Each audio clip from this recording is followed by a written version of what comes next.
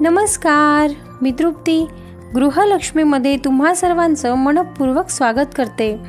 आज आपण बघणार आहोत बोरणांसाठी लागणारे हलव्याचे दागिने घरी कसे करायचे। तत्पूर्वी तुम्ही जर चॅनलवर नवीन असाल तर सबस्क्राइब करायला विसरू नका, तसेच बेल आयकॉनला देखील हिट करा, जेणेकरून मी टाकलेल्या नवनवीन व्हिडिओंचे अपडेट तुमच्यापर्यंत पोहोचत राहतील। चला तर मग बघूया त्यासाठी लागणारे साहित्य। त्यासाठी आपल्याला लागणार आहे ग्लिटर गिफ्ट पेपर, जो की कुठल्याही जनरल स्टोरला अवेलेबल असतो। आर्टिफिशियल फ्लॉवर घेतलेत, फॅब्रिक ग्लू, मी गोल्डन कलरचे मोती घेतलेत, तुम्ही कुठल्याही कलरचे तुमच्या आवडीनुसार घेऊ शकता। अजून दोऱ्याचा रील लागणार आहे, कैची लागणार आहे आणि मी मीडियम साईजचा हलवा घेतलाय। तुम्ही तो कुठल्याही साईजचा घेऊ शकता, यापेक्षा मोठाही मिळतो आणि यापेक्षा लहानही मिळतो। मी मीडियम साईज घेतली आहे हलव्यामध्ये। अजून यामध्ये गरजेनुसार जे जे साहित्य लागेल तसं मी ॲड केलेलं आहे। तसं मी व्हिडिओ पुढे जाईल तसं तुम्हाला ते कळणारच आहे। हा जो ग्लिटर गिफ्ट पेपर आहे हा थोडा थिक हवा, जेणेकरून आपल्याला कुठलाही पृष्ठा किंवा कुठलाही ताट कागद लावायचं काम पडणार नाही आणि ताट राहील हलव्याचे दागिने। सगळ्यात आधी मी 2 बांगड्या घेतल्या, एक मोठी बांगडी आणि एक लहान बांगडी। म्हणजे मी सर्कल शेप कट करणार आहे, त्यामुळे मी बांगडी घेतली आहे। तुम्हाला हवा तो आकार तुम्ही ह्याच्यामध्ये करू शकता, तुम्हाला जो हवा तो तुम्ही कापू शकता।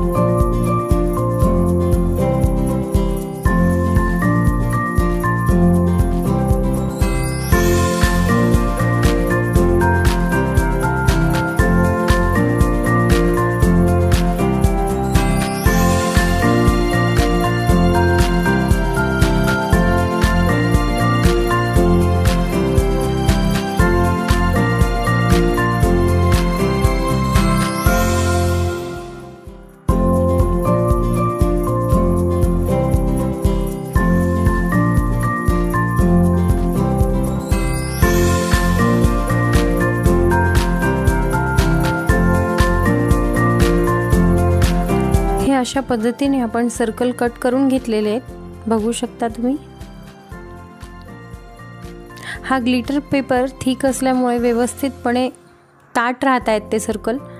आता आपण लहान सर्कल कट करून घेऊयात।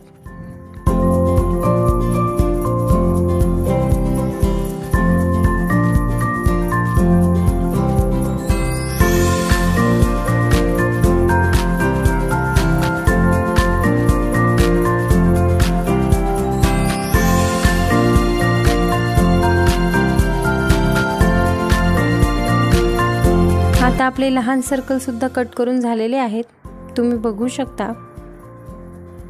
लहान आणि मोठे दोन्ही झालेले आहेत। थोडे शार्प कट करायचे जेणेकरून ते छान दिसतील।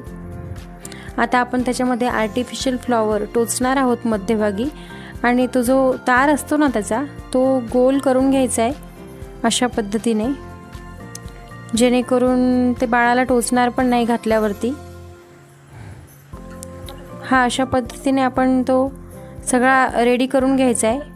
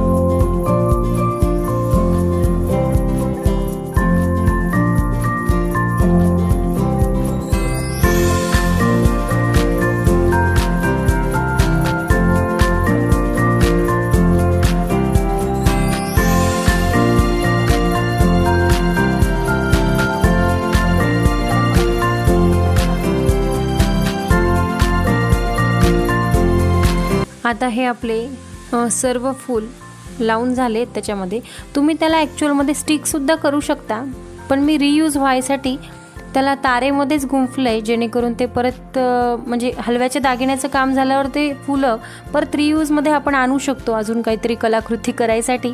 त्याच्यामुळे मी ते तसं केलं आहे, स्टिक नाही केलं आहे। बऱ्याचदा स्टिक केलेल्या गोष्टी निघू शकतात, पण आता तारेने गुंफलेल्या गोष्टी निघणार नाहीत आणि फिट राहतील, जेणेकरून लहान मुलांनी ओढलं वगैरे किंवा ताणलं वगैरे तरी ते तुटणार नाही आणि ते तसंच राहील, म्हणून मी ते तारेने गुंफूनच घेतले। आणि मग अशा पद्धतीने त्याच्या साईडने हलव्याचा दाणा लावायचा आहे फॅब्रिक ग्लू वापरून। व्यवस्थित पद्धतीने तो लावायचा आहे, जेणेकरून तो फुलाला लागणार नाही आणि पडणार नाही, जेणेकरून हल्ल्यावरती फूल वगैरे। बघू शकता मी लावतेय। तुलांशीचे नाव टी वरून आहे, त्याच्यामुळे मी माझ्या बाळाचं टी इनिशियल घेतलंय आणि त्या अल्फाबेटनुसार मी तिचा एक नेकलेस करायचं ठरवलंय, म्हणून मी एक टी पण तयार करून ठेवलाय। बाकी सगळे फ्लॉवर्स सुद्धा रेडी आहेत आपले। चला तर मग बघूया। आता मी एक लेस घेतली आहे, मी थोडी पॅरेट ग्रीन कलरची घेतली आहे। तिचा ग्रीन कलरचा बॉटल ग्रीन कलरचा ड्रेस मी घालणार आहे तिला बोरणांसाठी, त्यामुळे मी पॅरेट ग्रीन कलरची थोडी जुळती मिळती पण उठून दिसणारी अशी लेस घेतलेली आहे। तुम्ही तुमच्या बाळाचा जो ड्रेस घेसाल, शक्यतो सगळेजण काळा वापरतात, पण यावर्षी असं म्हटलं जात होतं की संक्रांतीने काळा घातला आहे म्हणून, म्हणजे काळा कलरचं वस्त्र परिधान केलं आहे, त्याच्यामुळे घालू नये काळा, म्हणून मी यावर्षी बाळाला बॉटल ग्रीन कलरचा घातला ड्रेस आणि म्हणून मी थोडंसं वेगळं तयार करायचा प्रयत्न केला। तुम्ही जर ब्लॅक कलरचा घालणार असाल तर तुम्ही त्या पद्धतीने थोडी गोल्डन कलरची किंवा रेड कलरची लेस वापरू शकता, किंवा तुमच्या आवडीनुसार तुम्ही कुठल्याही कलरची लेस वापरू शकता। आता हे अशा पद्धतीने आपण ते थोडं स्टिक करून घेऊया, जेणेकरून ते स्टिक होऊन जाईल। याला ग्लू लावल्यानंतर थोडं फॅनमध्ये राहू द्या, कारण हे लगेच पडतं, नाही तर तुम्ही जास्त जर त्याला हलवलं ना ओलं असताना तर ते पडणार, डेफिनेटली पडणार। त्याच्यामुळे 5 वर फॅन केला होता मी हे करत असताना, तसं तुम्ही पण फॅन थोडासा जास्त लावून, जेणेकरून तो ग्लू एकदा म्हणजे व्यवस्थित वाळला ना तर मग ते पडणार नाही। आता हे आपण बाजूबंद करून घेतो। बाजूबंदासाठी मी छोटे छोटे कट केलेत, ते व्यवस्थित स्टिक करून घ्यायचे। अशा पद्धतीने मी हा नेकलेस पण केलाय, तुम्ही बघू शकता। आणि त्या नेकलेसला वरून दोरी आहे तिकडे ते स्टिक करायचे, जेणेकरून ते आपल्याला बांधता येईल मागे गळ्याच्या।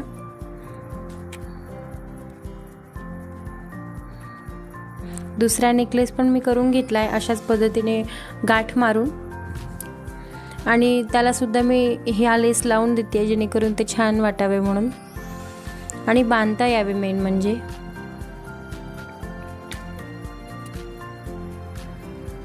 बटरफ्लायचे जे विंग्स येतात ना बाहेर विकायला, तर त्याच्यामध्ये हा बेल्ट मला आलेला जो तुम्ही बघताय व्हिडिओमध्ये, तर तोच मी वापरते इथे।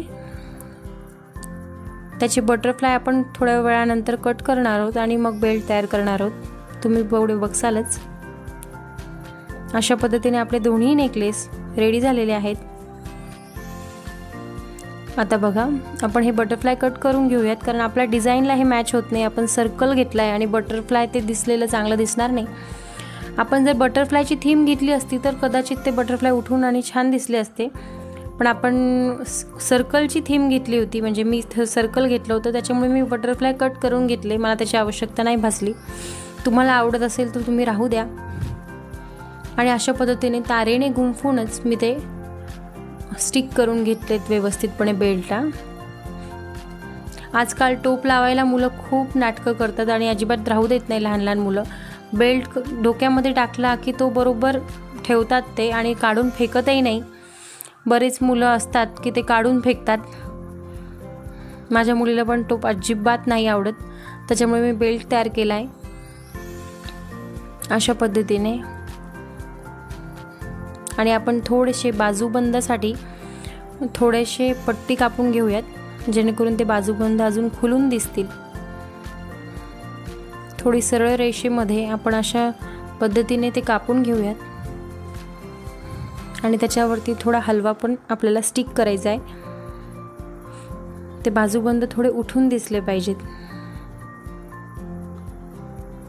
सो अशा पद्धतीने आपण ते लावून घेऊया आणि त्याला हलवा सुद्धा लावून घेऊया। अशा पद्धतीने आपले रेडी झालेले आहेत हलव्याचे दागिने। आणि त्याच्यासोबतच मी प्रिन्सेसची काडी सुद्धा करून ठेवली आहे। तुम्ही मुलासाठी करत असाल तर प्रिन्सेसच्या काडीऐवजी तुम्ही बासरी करू शकता। तुम्हाला हा व्हिडिओ कसा वाटला मला कमेंट बॉक्समध्ये नक्की सांगा। अशाच नवनवीन विषयांवर आपण नवनवीन व्हिडिओ घेऊन पुन्हा भेटणार आहोत। तोपर्यंत पाहत राहा गृहलक्ष्मी। धन्यवाद।